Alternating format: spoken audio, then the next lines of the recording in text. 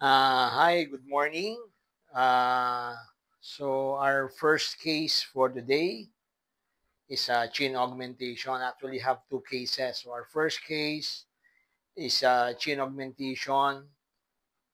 This is a revision case because the patient had uh, fillers, chin fillers. I think it's hyaluronic. I hope it's hyaluronic para pwedeng tanggalin.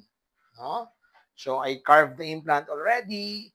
So when we do chin augmentation, usually it's anterior projection, no? Hindi yung pahaba, dapat papuntang forward para magkaroon ng angle, yung tinatawag natin na mentolabial angle. Dapat ito medyo lumalim, no?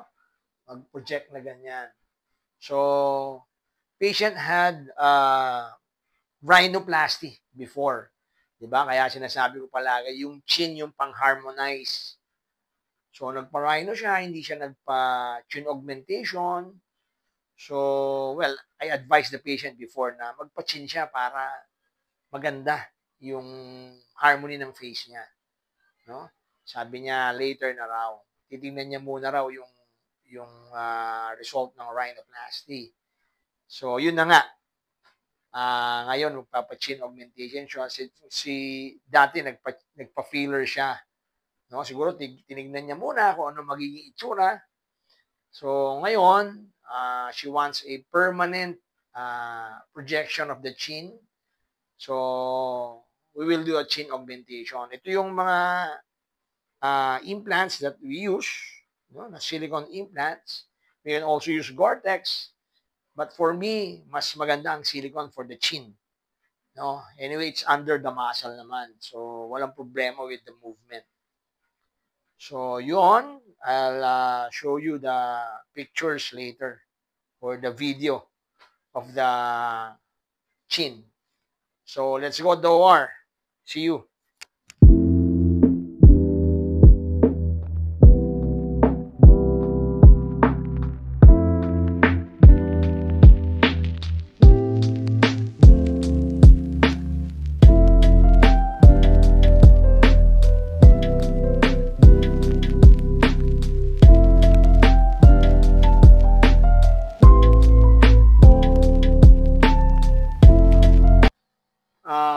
Hi, we're done with chin augmentation.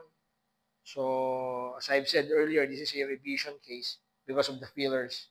So, we put liporase, pang tunaw, no, ng fillers. Then, pagka-open, natanggal din po yung mga fillers. Then, we place the implant.